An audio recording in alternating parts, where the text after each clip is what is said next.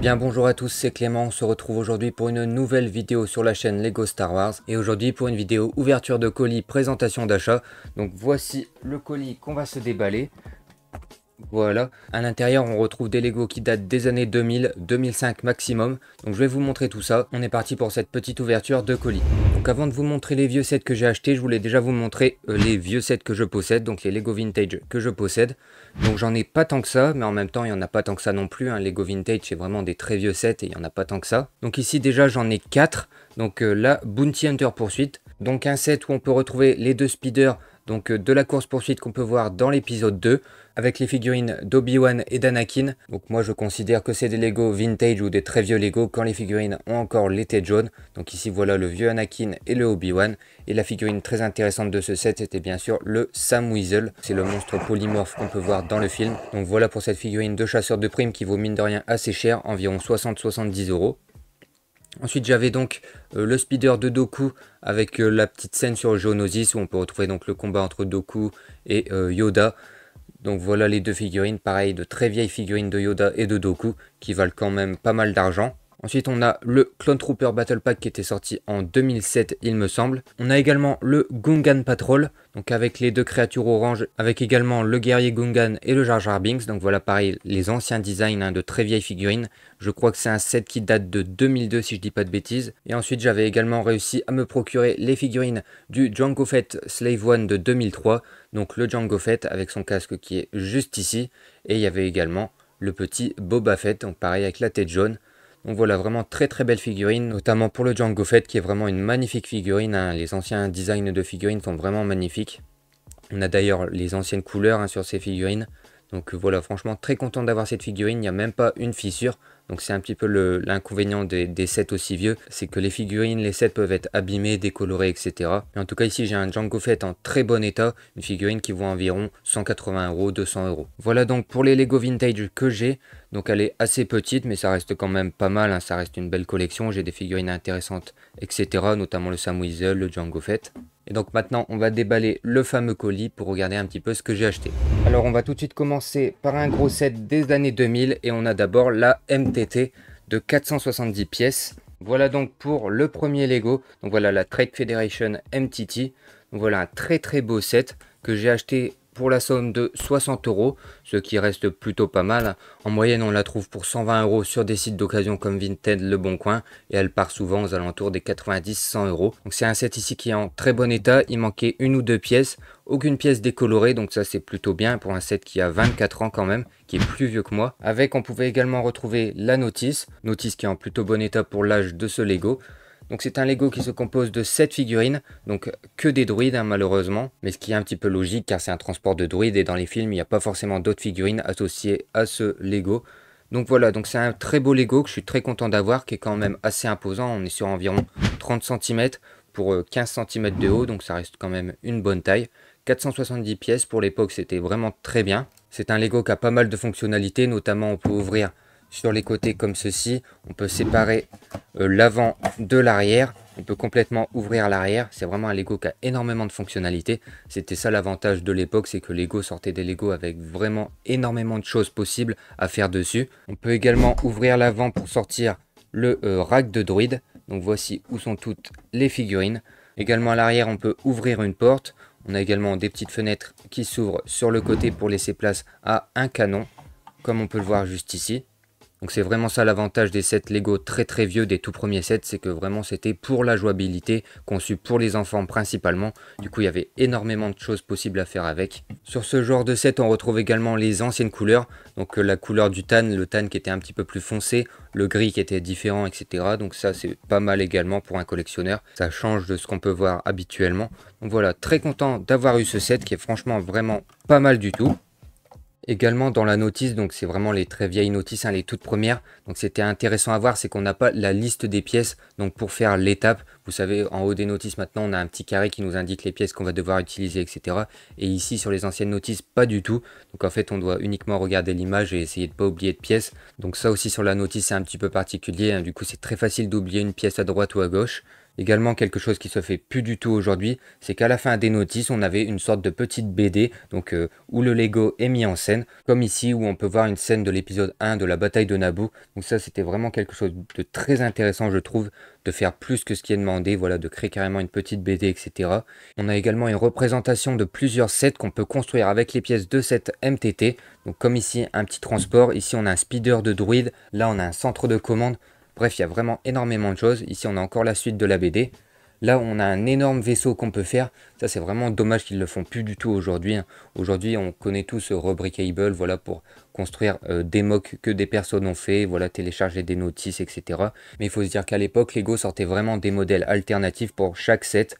Donc voilà, comme on peut retrouver ici. Ici, on a une sorte de robot géant rempli de droïdes. Et là, vraiment, ce vaisseau qui est vraiment pas mal, hein. J'ai hésité à le construire. Mais pour la vidéo, j'ai gardé la MTT construite. C'est vraiment dommage que Lego font plus ce genre de choses, car c'est vraiment ultra intéressant. Voilà donc pour le set 7184. Maintenant, on passe à la suite.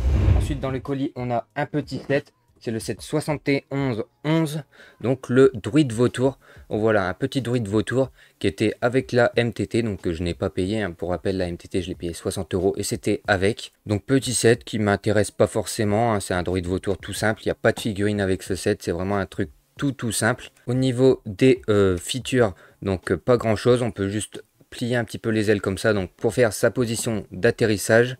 Et également, on peut donc le replier pour faire sa position de vol. Hormis cela, rien d'autre, hein, c'est vraiment un set très simple. Au niveau du nombre de pièces, on est sur du 62 pièces, donc c'est un tout petit set. Moi j'avais déjà un druide vautour, celui qui était sorti avec le Naboo Starfighter, qui est juste là d'ailleurs. Le voici, donc est quand même un peu mieux réalisé. Pas trop de différence sinon, ça reste un design assez similaire. Hormis sur celui-ci, on a des canons qui peuvent être tirés plus ou moins en tout cas.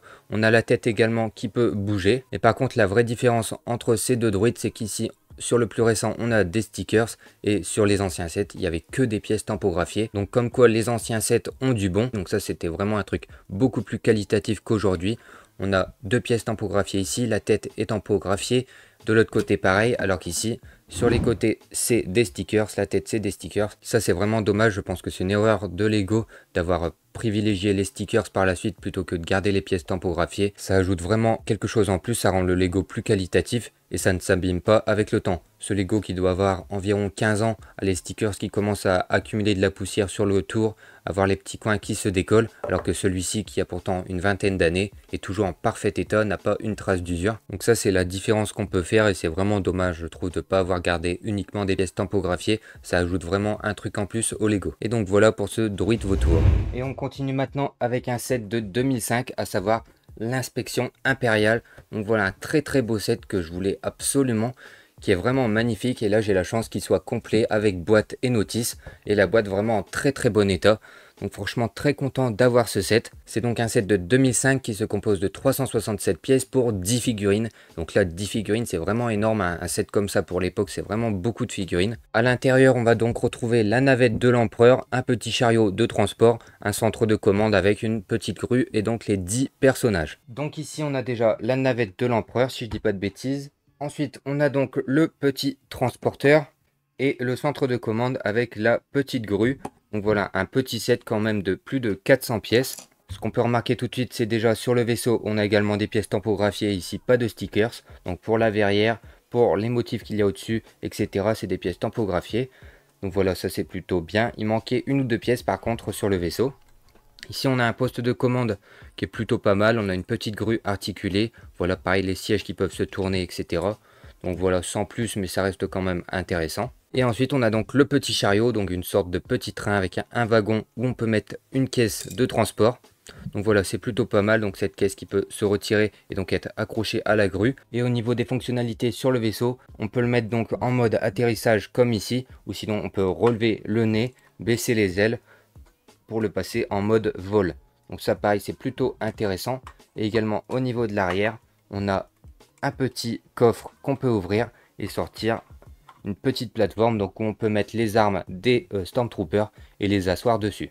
À l'époque, Lego aimait bien faire des structures, voilà, avec un vaisseau, une plateforme, un truc à côté, un petit transport. Lego aimait bien ce genre de choses, c'est vrai qu'ils font plus du tout aujourd'hui. Donc c'est assez dommage, hein. Moi c'est vraiment les sets que je préfère, où il y a plusieurs petits modules qui peuvent se fusionner, se détacher, etc. Un petit peu comme la MTT qu'on peut détacher, ouvrir complètement. Ça c'était vraiment une autre époque, hein. Maintenant aujourd'hui Lego font plus trop ça. Et ce qui va être vraiment très intéressant avec ce set sinon, ça va être les figurines. Donc 10 figurines pour un set de 500 pièces, donc c'est vraiment énorme. On a déjà 2 officiers impériaux, donc ici il y en a un qui est pas le bon, la personne n'avait pas les deux identiques. Rien de plus, hein, c'est les officiers qu'on connaît. Et ce qui est intéressant, c'est que celui-ci a la tête beige, alors que les Stormtroopers ont une tête entièrement jaune en dessous. On était vraiment dans l'époque de la transition chez Lego, donc des têtes beiges aux têtes jaunes, ce qui fait que dans ce set on a des têtes beiges et des têtes jaunes. Donc c'est un petit peu particulier, mais c'est pas forcément dérangeant. Et donc on a un vieil officier impérial, celui-ci avec la tête jaune, donc c'est un officier encore plus vieux que celui-ci. Ensuite on peut retrouver les Stormtroopers, donc il y en a 4, 2 avec des gros canons et 2 avec des blasters classiques. Donc ces Stormtroopers sont uniques au set tout simplement car ils ont une tempographie sur les jambes et le torse qui est unique, qui n'est jamais ressorti. Donc voilà, un set de 2005 avec des Stormtroopers qui sont complètement uniques. Donc ça c'est une petite particularité du set également. Et la tempographie sur les jambes qui est vraiment très belle. C'est presque plus moderne que ce qu'on a aujourd'hui. J'ai d'ailleurs un clone à côté. Voilà, pour comparer, donc pour faire la comparaison. Donc voilà, je vous affiche à l'écran la différence entre les deux clones. Et franchement, les clones de 2005, voilà, uniques à ce set, qui sont vraiment bien plus beaux que les nouveaux. Ils avaient plus de charme, je trouve, notamment au niveau du design du casque, qui est mieux, je trouve, que le nouveau que j'ai là. Pareil pour les motifs sur le torse, etc. Franchement, je les trouve vraiment magnifiques, ces clones. Et d'ailleurs, je crois que depuis tout à l'heure, je dis clones alors que c'est des Stormtroopers. Désolé pour la petite erreur. Donc voilà pour les 4 clones. Ensuite, on a 2 gardes royales. Donc voilà, classique, là une tête toute noire en dessous. Les capes qui sont un tout petit peu froissées. Voilà, c'est un set qui va avoir 20 ans quand même. Donc voilà, plutôt sympa, assez identique à ceux qu'on connaît, hein, les plus récents. Et ensuite, on a donc l'empereur Dark Vador. Donc voilà, plutôt belle figurine. Donc là, il y en a pas mal qui sont sortis comme ça, hein. Celle-là n'est pas du tout unique au set. Et à côté de ça, on a donc la figurine la plus intéressante de ce set, c'est l'empereur Palpatine. Donc une très belle figurine avec la tête grise, un petit peu comme Dark Vador, avec une tempographie sur la tête vraiment assez détaillée. Donc ce qui lui fait une tête plutôt agressive, assez effrayante. Donc ce qui correspond bien à l'empereur Palpatine. Donc elle est plutôt bien réussie et c'est une figurine qui est unique et c'est donc la figurine la plus chère qui vaut environ 50, 60, 70 euros, je ne sais pas exactement, mais elle vaut très cher. Voilà donc pour ce petit set que je suis très content d'avoir, qui est vraiment intéressant, je trouve, pas forcément très cher encore aujourd'hui. C'est l'avantage des Lego vintage, c'est-à-dire qu'ils prennent en valeur mais qui ne sont pas forcément très chers. C'est assez différent des sets, on va dire, compris entre 2009 à 2019, on va dire, qui prennent énormément de valeur, qui explosent, alors que ces sets là en dessous de 2005, on va dire, gardent leur valeur d'origine sans en prendre énormément et donc ils restent très abordables et très intéressants, ce qui fait qu'ils sont obtenables un petit peu par n'importe qui encore aujourd'hui, même s'ils restent de plus en plus rares à trouver à la vente. Donc voilà pour ce set. Donc comme quoi Lego à l'époque faisait pas forcément des choses plus mauvaises qu'aujourd'hui, enfin plus mauvaises, disons, des choses moins bien qu'aujourd'hui. Comme quoi on avait des sets avec beaucoup de figurines, des figurines intéressantes, avec plusieurs modules, donc un vaisseau, un petit transporteur, etc. Donc c'était très intéressant, voire même mieux qu'aujourd'hui, hein, finalement. Donc comme quoi les Lego Vintage, ça a du bon, c'est vraiment pas mal. Voici donc les 3 sets Lego Vintage que j'ai pu acheter. Donc je suis vraiment très content d'avoir eu ces sets, encore une fois qui restent encore abordables et vraiment très intéressants, non seulement pour la collection que pour l'exposition, que pour jouer avec, même si bon, ça commence à être des Lego assez rares, des Lego plutôt de collection, donc faut pas trop jouer avec. Mais voilà, je suis très content d'avoir eu ces Lego. La vidéo touche donc à sa fin, j'espère qu'elle vous aura plu. Si c'est le cas, comme d'habitude, n'hésitez pas à mettre un pouce bleu, à vous abonner. Et moi je vous dis à la prochaine, c'était Clément. Salut tout le monde.